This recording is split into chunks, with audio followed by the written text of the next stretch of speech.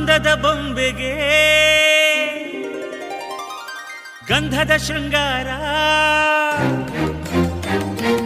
ಅಂದದ ಬೊಂಬೆಗೆ ಗಂಧದ ಶೃಂಗಾರ, ಚಂದದ ಬೊಂಬೆಗೆ ಹೂವಿನ ವಯ್ಯಾರ.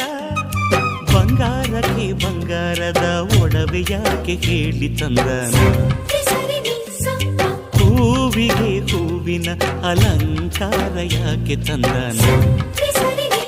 ನಿನ್ನ ನಗುವೆ ಬಂಗಾರ